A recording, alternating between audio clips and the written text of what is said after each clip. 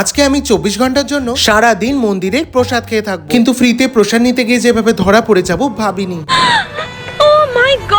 সেদিন ছিল অন্নপূর্ণা পূজা, তাই তো সকাল সকাল চলে যাই মন্দিরে। আর মন্দিরে যাওয়া মানেই তো কত প্রসাদ। আমি তো এসব দেখে আর লোভ সামলাতে না পেরে একটু প্রসাদ চেয়ে নিলাম। কালাকাদ আর ক্ষীর কদম দিয়ে ব্রেকফাস্ট তো পুরো জমে যাবে। কাকা একটা মিষ্টি দেবে?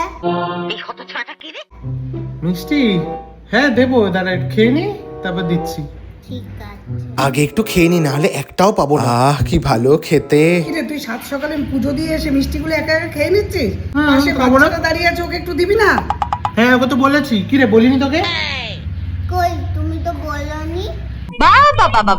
আর এইসব মিথ্যা কথা তোমার থেকে শিখেছে ও। মোটেও না, বাচ্চারা মিথ্যে কথা বলে না, তুই মিথ্যে কথা বলিস।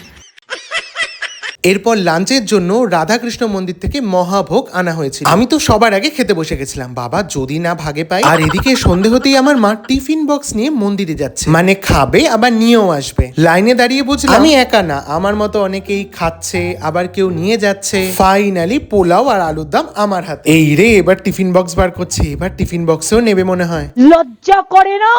না, লজ্জা করবে কেন? এই দেখো না, আমার ভাইকে আবার লাইনে দাঁড় করাচ্ছি, কিন্তু ওখানে যা চেক হচ্ছে মনে হয় ধরা পড়ে যাবে। এদিকে আমার মা হঠাৎ করে দেখি ওখানে কার সাথে বন্ধুত্ব করে ফেলেছে। ভাবা যায় প্রসাদের জন্য নাকি বন্ধুত্ব। দুটো দিতে পারবে? এখানে দাঁড়াবো?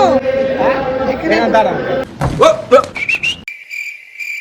উরে বাবা, আমার মা তো হেভি শিয়ানা হয়ে গেছে। সেকেন্ড রাউন্ডে আবার একবার করে প্রসাদ পেয়ে গেলাম। যাক বাবা, রাতের খাবারটা বেঁচে গেল। এবার তোমরা আমার কমেন্ট বক্সে কিছু ডেয়ারিং চ্যালেঞ্জ দাও তো, যেটা আমি নেক্সট ভিডিওে করব।